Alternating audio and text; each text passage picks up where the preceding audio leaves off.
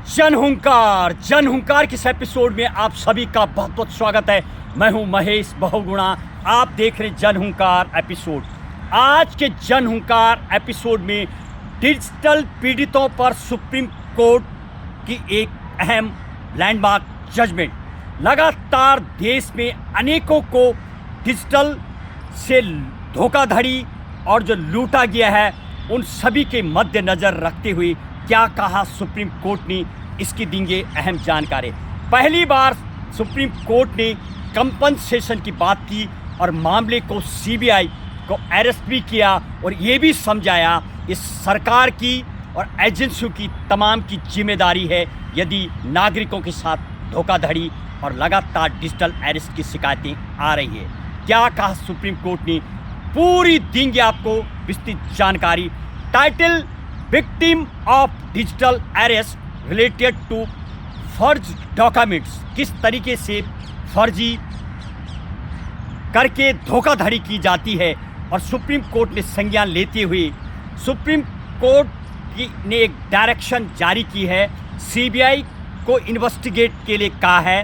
Digital arrest scam cases की तमाम मद्देनज़र देखते हुए इन केसों की लगातार बढ़ते हुए अभी रिसेंटली में मुंबई वुमेन लूजेस 3.71 करोड़ इन जजेस, यानी सीजीआई बन करके यानी चंद्रचूड़ का एक एआई का इस्तेमाल करते हुए डिजिटल धोखाधड़ी करने वालों ने ऐसा अरेस्ट किया कि महिला के 3.71 करोड़ रुपए बिल्कुल अकाउंट से खाली कर दिया और महिला परेशान हो गई। सुप्रीम कोर्ट ने तमाम चीज़ों को मद्देनज़र रखते हुए सजेस्ट किया और साथ ही सीबीआई को भी इस पर संज्ञान लेने के लिए कहा है और साथ ही डिजिटल अरेस्ट स्कैम जो सेंटर और साथ ही साथ डिस्कशन तमाम स्टेक होल्डर के लिए भी कहा है। कंपनसेशन की भी सुप्रीम कोर्ट ने बात की है। हालांकि इसमें यह नहीं बताया गया है कि कितना कंपनसेशन मिलेगा, कितना परसेंट मिलेगा, कौन एजेंसी देगी। फिलहाल सिर्फ स्टेक होल्डर्स और तमाम सेंट्रल गवर्नमेंट और स्टेट गवर्नमेंट को इस पर संज्ञान लेने के लिए कहा है और सीबीआई के माध्यम से जो एजेंसियां कंसर्न्ड हैं सभी को इस पर अपनी बात रखने के लिए कहा है।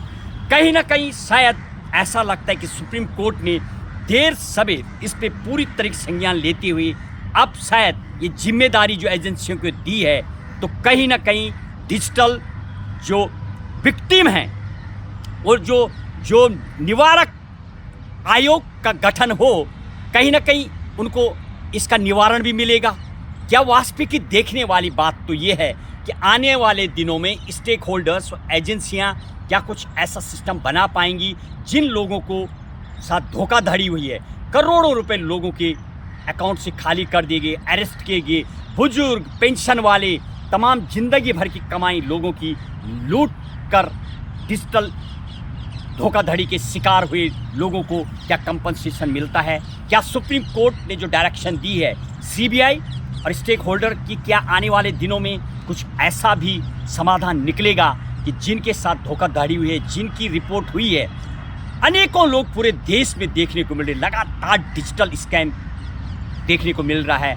हालांकि एजेंसियों ने एक नंबर भी दिया, इन तमाम के बाद भी कई लोगों ने सुसाइड भी किया है, कई लोगों की पूरे जीवन भर की कमाई चली गई, कई लोग मेंटली फिजिकली इससे परेशान भी हुए, टॉर्चर भी हुए और कई लोगों ने जो है इवन कमिटेड सुसाइड भी किया है।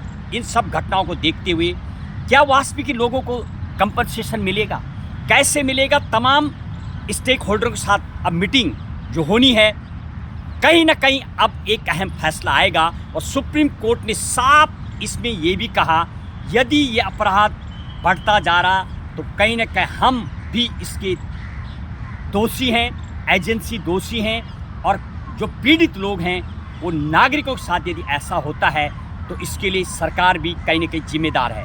क्या अब अरेस्ट डिजिटल के लिए कोई सॉलिड और कंसोलिडेटेड सरकार का एक प्लान बनेगा? कंपनसेशन भी होगा जिस तरीके से इंश्योरेंस होती है और शायद एक ऐसा आयोग का गठन हो, यानी डिजिटल विक्टिम निवारक आयोग का हो गठन, जिसमें लगातार ये शिकायतें डिजिटल जिस तरह इस्तेमाल हो रहा है। और सुप्रीम कोर्ट ने एक अपने फैसले में डिजिटल को एक जागरूक करने का भी आदेश दिया है।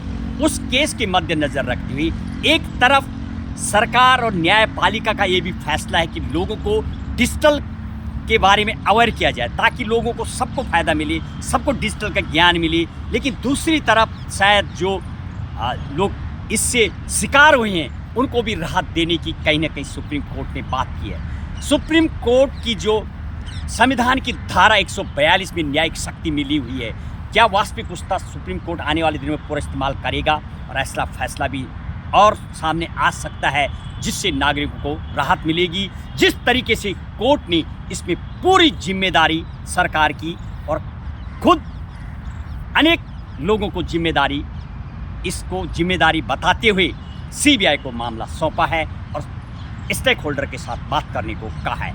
बस आप रहिए सावधान, क्योंकि डिजिटल रिलेटेड टू अरेस्ट और डिजिटल विक्टिमों और डिजिटल से अनेक लोगों को साथ जो धोखाधड़ी हो रही है, इससे रहिए सावधान। बस आज के एपिसोड में इतना ही। कीजिए इंतज़ार अगले एपिसोड का। जय हिंद, जय भारत।